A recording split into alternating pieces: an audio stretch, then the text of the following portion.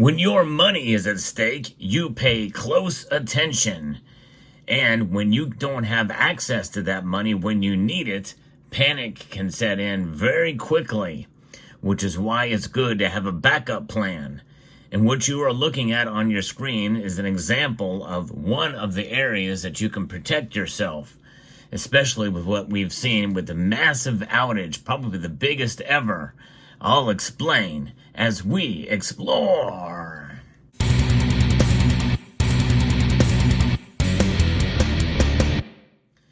And an outage may be the wrong word, but essentially there was a security update from the CrowdStrike security software company that disabled a lot of Windows PCs and systems and servers across the entire globe. And this is probably the biggest ever that we've seen, and it caused a lot of disruptions, canceled flights, appointments, and even hospitals have been affected. And this is just one of many different security flaws that we've seen and outages that we've seen that I've documented on this channel. The most recent before that was a breach of AT&T's customer data. And there's a lot of these things that are rather suspicious. Now, was this a security flaw that ended up corrupting the Windows system? Yes, probably so. But could it have been anticipated or from some sort of a backdoor attack? Well, I wouldn't rule that out. And are they going to tell us that a foreign actor or even a domestic actor was involved? No, they're not going to tell us that. But you never know. And this very well could be a phase of the beginning of World War III. Or if really honestly, with what Vladimir Putin says, we've already been engaged in it for quite a long time. These cyber attacks are nothing new, but they have been ramping them up, and foreign actors have been involved. But they don't want to panic the public. But the thing is, when your money's at stake, panic will set in. I almost did not have access to my money because of this CrowdStrike issue with my work, because CrowdStrike provides a security software that will affect and has affected even payroll. I kind of skirted the problem because it went out. If it would have happened a day before, now I wouldn't have gotten that my paycheck essentially. And you can think about it, banking systems, and they have security software as well, and it affects many banks. And so therefore getting money into direct deposits is going to be a big problem. And those are just fiat dollars. What about exchanges for cryptocurrencies? What kind of problems could happen there? We know the thing about cryptocurrencies and anything digital and electronic, it has a third-party risk. That third party is electricity. Just electricity alone, much less all the other complicated problems that are involved in computer networks and the like, and servers and the cloud, all of the sophisticated information that goes along with quantum computing and cloud storage and cloud applications, software as a service, where yes, even if you have software on your computer, it won't work without an internet connection, even if it's installed on the client.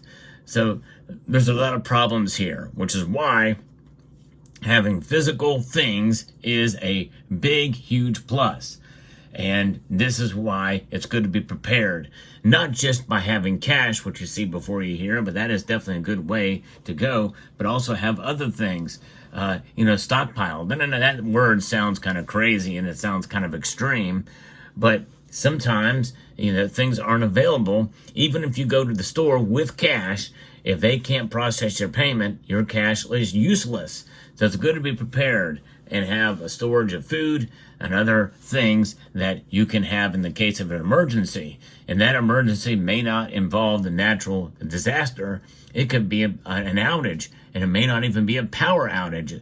It could be something where a grocery store or something may not be able to process payments, even cash payments, without their registers because they run on software these days.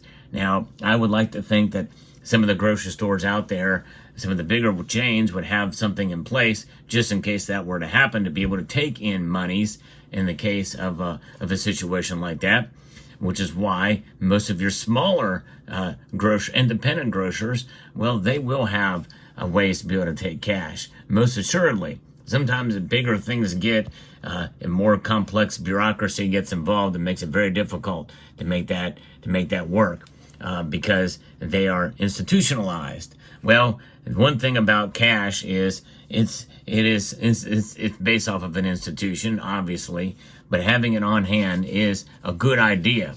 But also, it's even better to have this on hand, gold and silver. Gold and silver will protect you. And, I was worried, but then again, at the same time, especially with how this thing is rolled out and how they're trying to fix it, patch it up, it makes you wonder, because if it did corrupt Windows, they have to literally roll it back and repair Windows to make this thing happen, or the server and the directories that are involved in it. But that could take quite a long time for some of the systems that are involved and that were affected by this. Gold and silver, though, however, cannot be corrupted. They don't rely on electricity. They are highly liquid, and having cash on hand is certainly paramount and important, but in some cases, having gold and silver as the ultimate backup plan makes the most sense. I'm not going to take this 10-ounce silver bar in the midst of an emergency and run down to my grocer and buy, a week's worth of groceries with it. It's likely not going to happen in the immediate aftermath of some sort of situation like that. But it is a backup plan that could be utilized, especially if something is quite prolonged for quite a while. Be able to have gold and silver on hand, highly liquid, that can be used or traded with your neighbors for goods and services. And services will be very important. So have some skills and be ready so that you can help serve your fellow neighbors in the time of crisis. And you can trade your services for goods and value that is beyond even gold and silver. But gold and silver are metals that certainly have stood the test of time. They will retain their value.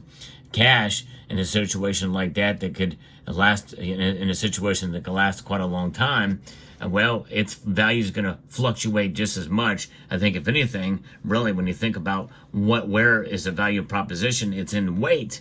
And gold and silver are weighed and fungible based off of that weight, 10 ounces or 1 ounce. It matters because that is the one thing that you can value. Whereas cash, and all of these paper notes here, they have the same weight for the most part, only slight differences. They just have different numbers on them. Their intrinsic value is essentially the material from which they are printed and the ink, and that's really it. And the fluctuation and the number, what they're going to accept, is going to probably vary from community to community. Even so, as much like it is today, but regardless, it's a good idea to have a store of value on hand for those ultimate emergencies. Gold and silver cannot be hacked. There's no need for security updates. No virus is going to get those. The only thing that will be of a threat to gold and silver is theft from an outside agency, or you being fooled into giving them up. And do not be fooled, and protect yourself. Be smart with your gold and silver. It's a single party risk. That's what it means to have gold and silver. When you rely on yourself, self-reliance is certainly something that most of us these days in this society frown upon. But I think it's what the founders meant when they wanted us to be free. Freedom. With freedom comes responsibility, and that responsibility lies with the self. Personal responsibility. When you have to rely on others, especially others that are out there, creating applications and software in order to get your money and your livelihood, you have to rely on others. And that's just the nature. That's just the way it is these days. There's no question about it. We all have to rely on others in one form or another in order to get paid, for instance, or to transact. Even when we buy precious metals on eBay or from a precious metals dealer, we have to rely on the postal carrier, the parcel carrier, whether it be the government or UPS or FedEx, and we rely on the individuals from whom we buy to be able to make that transaction put forth, and all of that is supported by a network That's right, a network that involves computers. Rather than the old days, essentially you send a check in and you go through the mail system, and then you rely on the transactors in place. And that's the way it's always been. But when you put electricity in there and all the networks involved in it, it provides a level of complexity. But also, and when you think about the convenience of those things, that's the price we pay. And this outage that we saw, which was massive, is part of what has led to this, where that system that we've taken for granted for so long for the convenience, all of a sudden becomes very inconvenient.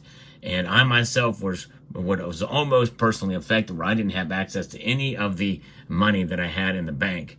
And would not have gotten paid any more money to get into the bank had it affected and had it been so dramatic of a thing. Many places were hit very hard, much harder than others. So it makes me all the more thankful that I have cash, silver, and gold.